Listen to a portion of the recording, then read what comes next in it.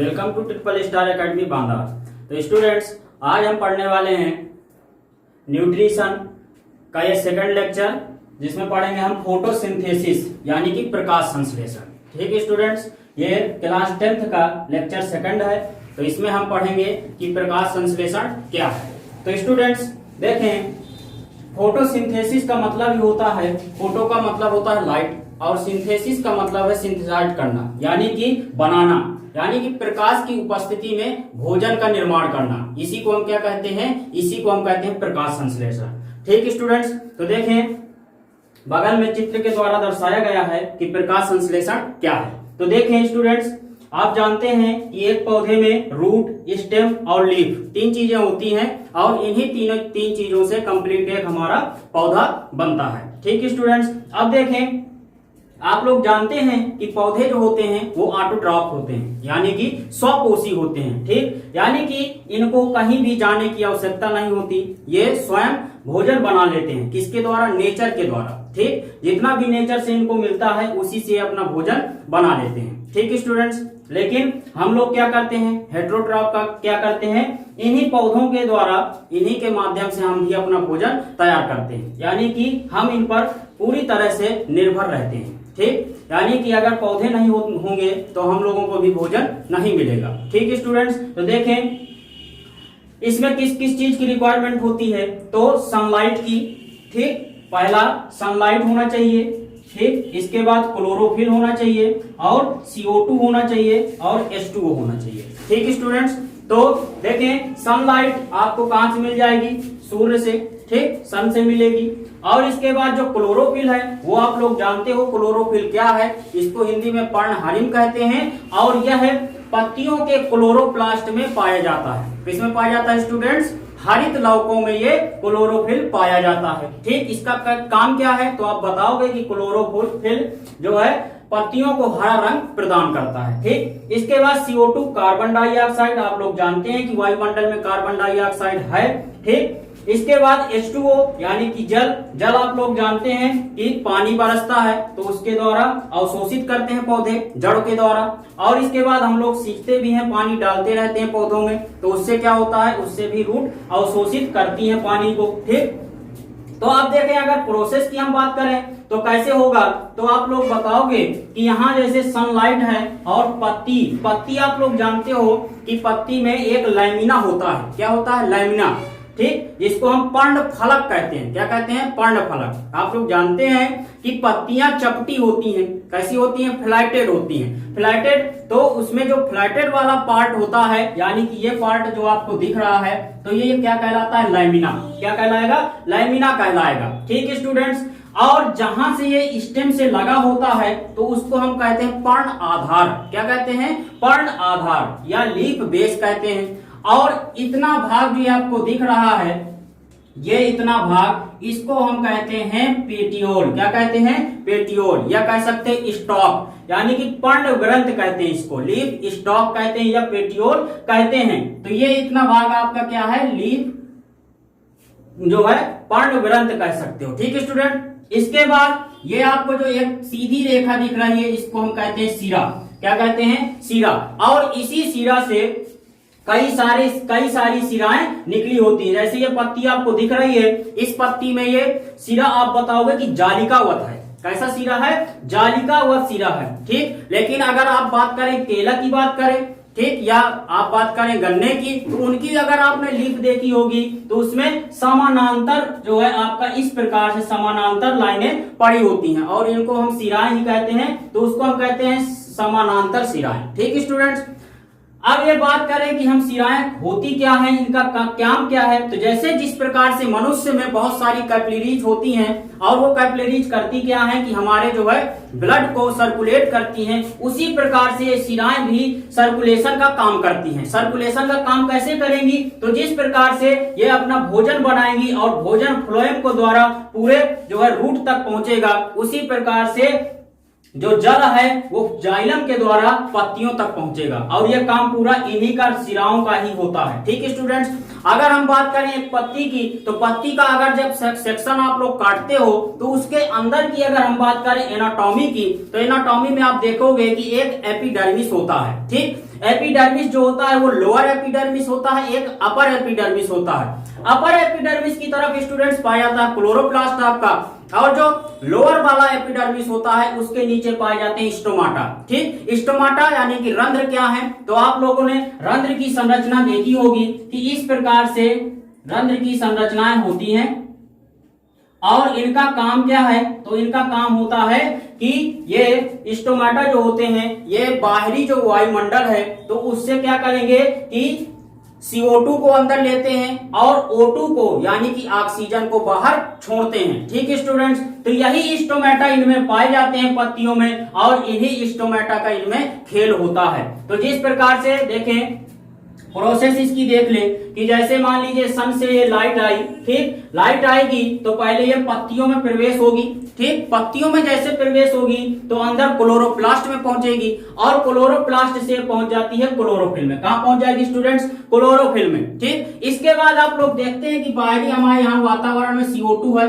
CO2 क्या करेगा कि CO2 इन जो है छोटे छोटे ऐसे स्टोमेटा से क्या करेगा, अंदर प्रवेश कर जाएगा। ठीक है स्टूडेंट्स, आप लोग जानते हैं कि जो स्टोमेटा है वो पूरी पत्तियों में लाखों की संख्या में पाए जाते हैं, जो कि हमें दिखाई नहीं देते, बहुत ही सूक्ष्म होते हैं, और इनको देखने के लिए हमें सूक्ष्मदर्शी की आवश्यकता होती है। तो इन्हीं से CO2 अंदर प्रवेश हो जाएगा, और इसके बाद आप लोग जानते हैं कि हमारे जो जड़ है पौधे की उसमें क्या है, H2O यानी कि जल। ठीक, इसमें जल दिया जा रहा है, तो इन्हें जो है रूट के माध्यम से क्या होगा, जल ऊपर चढ़ेगा इस प्रकार से, और इन शिराओं के द्वारा से ऐसे जाके यहां ऐसे पहुंच जाएगा जल। ठीक है स्टूडेंट्स, अब इसके बाद जो CO2 है वो क्लोरोफिल में जाएगा, और जल भी क्लोरोफिल के पास यानी कि कह सकते हो क्लोरोप्लास्ट में जाएगा। अभी आगे हम बात करेंगे कि क्लोरोप्लास्ट की जो है ग्रेना और एक स्ट्रोमा, दो भाग होते हैं, जिनमें से एक प्रकाशी अभिक्रिया होती है और एक में क्या होती है, अप्रकाशीय अभिक्रिया। तो आगे उसको हम बात करेंगे, पहले केवल कॉमन देख लेते हैं कि कैसे भोजन निर्माण होता है। तो देखें, अब इसके बाद जब ये चारों आपके चीज मिल जाती हैं, यानी कि सनलाइट, क्लोरोफिल, CO2, H2O, तो हमें कंप्लीट क्या मिल जाता है, एक ग्लूकोज मिल जाता है। ठीक है स्टूडेंट्स, ग्लूकोज जब हमें मिल जाएगा यानी कार्बोहाइड्रेट जब हमें मिलता है, तो कार्बोहाइड्रेट मान लीजिए कि यहां पर आपका बन गया, ये कार्बोहाइड्रेट आपका तैयार हो गया ग्लूकोज, और इस यही ग्लूकोज फिर क्या होगा कि यहां से इसके माध्यम से फिर से, अभी ये पानी को ले गया था जाइलम, ठीक, लेकिन अब जो भोजन को लाएगा वो कौन लाएगा, फ्लोएम। ठीक, जाइलम और फ्लोएम आपने प्रीवियस क्लास में पढ़ी होंगी कि क्या है, तो ये आपका क्या है, आपने पढ़ा होगा पिछली क्लासों में। तो जाइलम का मतलब होता है पानी को ऊपर ले जाना, और फ्लोएम का मतलब होता है भोजन को नीचे ले आना रूट तक, ठीक, ताकि रूट भी वृद्धि कर सके। तो देखिए स्टूडेंट्स, जिस प्रकार से पानी ऊपर चढ़ा था उसी प्रकार से भोजन भी नीचे चढ़ेगा।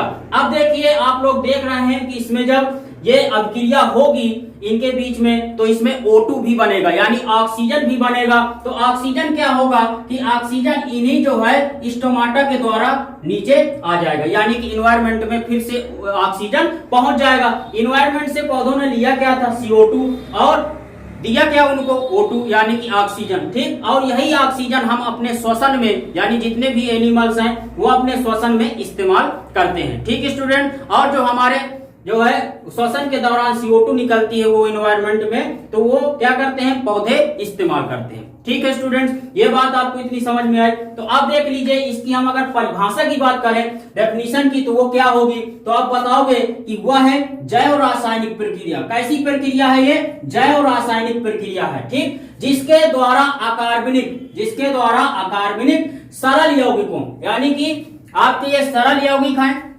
CO2, H2O, तो क्या होगा, को प्रकाशीय ऊर्जा, हमको क्या मिल रही है इस पौधे में, प्रकाशीय ऊर्जा।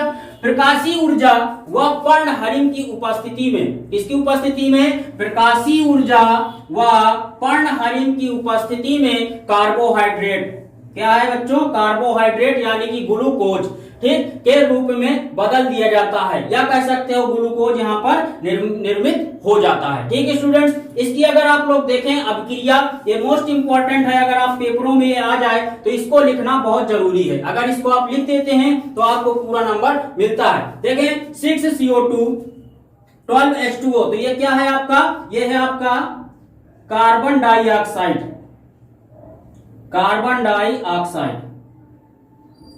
ठीक स्टूडेंट्स, ये क्या है आपका जल है। ठीक, सनलाइट की ये प्रेजेंस है, इधर क्या है क्लोरोफिल की प्रेजेंस है। ठीक, और क्या बन रहा है ग्लूकोज बन रहा है। क्या बन रहा है ग्लूकोज, या इसी कह सकते हो आप लोग कार्बोहाइड्रेट तैयार हो रहा है। ठीक, इसके बाद 6H2O ये आपका और 6O2 यानी ऑक्सीजन और H2O ये आपका रिलीज हो रहा है। ठीक, अच्छा अब आप लोग देखे होंगे कि H2O भी सर बन रहा है और O2 भी ये मुक्त हो रहा है, यानी कि दोनों चीजें मुक्त हो रही हैं, तो हमारा जल कहाँ जाता है सर। तो आप बताओगे कि जो जल है वो क्या होता है, वाष्पोत्सर्जन की जो क्रिया एक होती है उस क्रिया के द्वारा ये क्या हो जाता है, बादलों के रूप में ऊपर बन के निकल जाता है। ठीक, वाष्प के रूप में ऊपर बादल बन जाते हैं और यही बादल फिर बारिश करते हैं। ठीक स्टूडेंट्स, तो H2O क्या होता है, इन्हीं स्टोमेटा के द्वारा ऊपर वाष्पोत्सर्जन की क्रिया कर लेता है और जो ऑक्सीजन है वो ऑक्सीजन मुक्त होकर हमें मिल जाती है। ठीक है स्टूडेंट्स, तो ये आपको प्रकाश संश्लेषण समझ में आया होगा।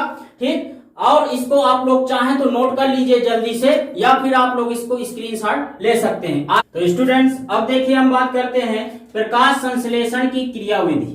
ठीक स्टूडेंट्स, प्रकाश संश्लेषण की जो क्रियाविधि है वो 2 चरणों में पूर्ण होती है। कितने चरणों में, 2 चरणों में पूर्ण होती है। यह आपका मोस्ट इंपोर्टेंट है, आपके बोर्ड एग्जाम की दृष्टि से पूछा जाता है। तो आपका पहला हो जाएगा प्रकाशीय अपक्रिया, या इसी को हम कहते हैं हिल अपक्रिया, और दूसरा है अप्रकाशीय अपक्रिया, या इसी को हम कहते हैं ब्लैकमैन अपक्रिया। ठीक स्टूडेंट्स, तो अब देखिए जो प्रकाशीय अपक्रिया है तो उसमें आप लोग देख ही रहे हैं नाम के मुताबिक। ठीक, तो इसको हम लाइट रिएक्शन कहते हैं इंग्लिश में। तो लाइट रिएक्शन क्या है, यानी कि लाइट की प्रेजेंस में होगा। ठीक, यानी कि प्रकाश की प्रेजेंस में होगा।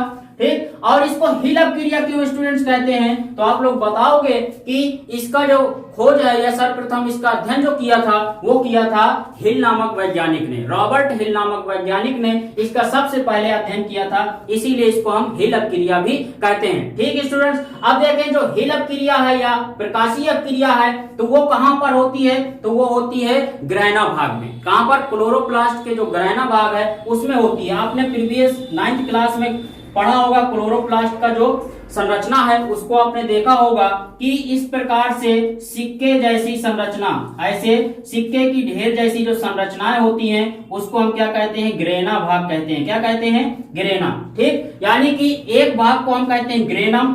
ठीक, एक को केवल एक यूनिट को हम क्या कहेंगे, ग्रेनम, और इस पूरे समूह को, ग्रुप को हम कहते हैं ग्रैना। ठीक, ग्रैनम जो होता है वो एक वचन है और ग्रैना ग्रैना है जो वो क्या है, बहुवचन है। ठीक स्टूडेंट, इस पूरे ढेर को हम कहते हैं ग्रैना और एक यूनिट को हम कहते हैं ग्रैनम। ठीक है, तो इस भाग में क्या होती है, ग्रैना भाग में क्या होती है, आपकी प्रकाशीय अपक्रिया होती है और पर्णहरित की उपस्थिति में। इसके बाद आप बताओगे जो अप्रकाशीय अपक्रिया होती है। ठीक, इसको हम इंग्लिश में डार्क रिएक्शन कहते हैं। डार्क रिएक्शन यानी अप्रकाशीय अपक्रिया का मतलब ये नहीं कि ये रात में होती है, ऐसा नहीं है। ठीक, ये दिन में भी होती है, रात में भी होती है, और इसी को हम ब्लैकमैन अपक्रिया भी कहते हैं। ब्लैकमैन अपक्रिया क्यों कहते हैं, इसको भी क्या किया था, ब्लैकमैन नामक वैज्ञानिक ने सबसे पहले अध्ययन किया था, इसीलिए इसको हम ब्लैकमैन अपक्रिया भी कहते हैं। अब स्टूडेंट्स देखें, आप लोगों ने पढ़ा होगा क्लोरोप्लास्ट में एक स्ट्रोमा भाग भी होता है। क्या होता है, स्ट्रोमा भाग। ठीक, तो इस स्ट्रोमा भाग में आपकी अप्रकाशीय अपक्रिया होती है। ठीक, अप्रकाशीय जो अपक्रिया होती है वो केल्विन साइकिल की उपस्थिति, या कह सकते हो केल्विन साइकिल की उसमें जरूरत होती है। ठीक, केल्विन साइकिल को हम C3 साइकिल भी कहते हैं, और इसका किसी दिन हम सेपरेट वीडियो एक बना देंगे कि केल्विन साइकिल क्या है स्टूडेंट्स। ठीक, क्योंकि अभी अगर इसको पढ़ेंगे तो वीडियो लंबा हो जाएगा। ठीक है स्टूडेंट्स, तो आपने देखा कि 2 प्रोसेस इसकी होती हैं, एक प्रकाशीय अपक्रिया और एक अप्रकाशीय अपक्रिया। आई होप आपको ये प्रकाश संश्लेषण बहुत ही अच्छे से समझ में आया होगा। तो आप लोगों का सबसे पहले काम क्या है कि अपने जो आपके सहपाठी हैं यानी क्लासमेट्स हैं उनको आप शेयर जरूर किया कीजिए वीडियो, इससे क्या होगा, उनको भी लाभ मिलेगा। ठीक है स्टूडेंट्स, तो चलते हैं, फिर मिलेंगे नेक्स्ट वीडियो।